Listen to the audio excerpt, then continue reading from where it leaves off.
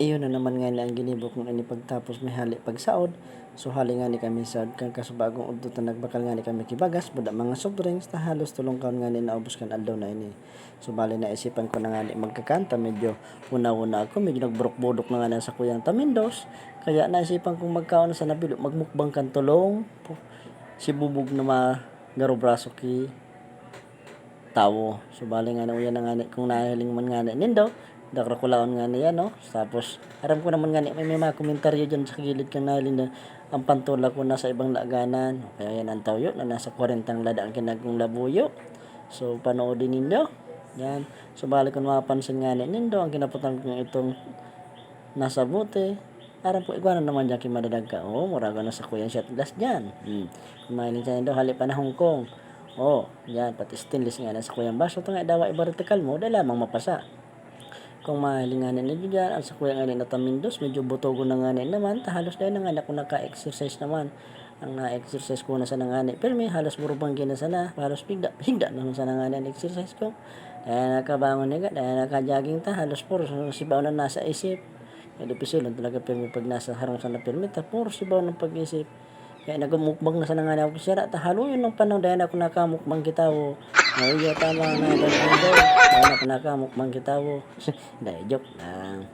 So, bali na isipan ko ano yung magkakana, halos gutom muna talaga ako.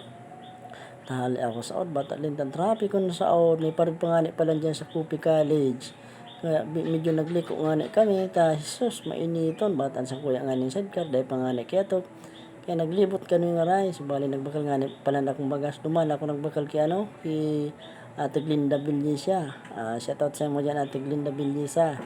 Agum iyan ni Boss Sector na Bilyisa. Yan San Roque. Kung yan ni dumagbakal kibagas, mga soft drink, kung ano pa man. Dan ibang barato dyan sa ngarangkan mga paninda. Kay Glinda Bilyisa. Glinda Merchandise. HNG ang nakalag sa pangaran niya. Advertise ko na sana siya ta. Halos dyan nga ako nagbakal. Haluin naman nga ako dyan sa nagbakal. Bale, pun ka nagtinda kami din sa barangay Kumon. Halos 9 na taon na ngunyan. Kaya ako lang kuman sayang pasalamat at nagtitiwala man sa kuya. Tamis siya nga nakautang man nga ako dyan.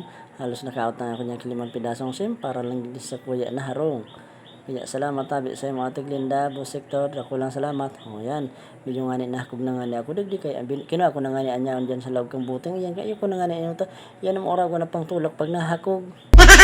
Sabi pa nga na ladaon na sa usawan kay isul ini na niya so ikos ini nagmasurog man ng hype ni ikos na niyo ay babaw ta sa maluto kung nahilingan nindo diyan halos kulungan naman ako din ni ikos mo nga ni makisabay niya isus Diyos ko ikos din ikos duman kanya ako gibuo na supaw.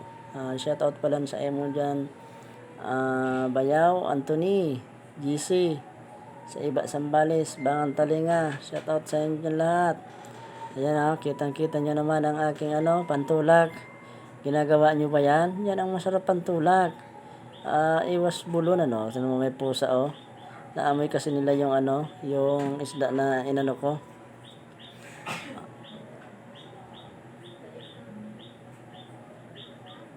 Medyo kulang nga na dyan ang kakang ko kaya minsan nga ni pagbanggi dahil ako nagkakakanta minsan Jesus. Di pisilong pagdakulon nakakakan pagbanggi kaya minsan dahil na talaga nagkaon na banggi ta halos naghaton ko paghangos kaya minsan nga ni isos nag-inom sa nga ako pag-agabuda pagbanggi bawang na may mainit na tubig yun ang kwenta kape ko pero pag nagkakakan ako ang pantula ko yan so may markang demonyo di ba ko man markang demonyoan so papel man sana yan.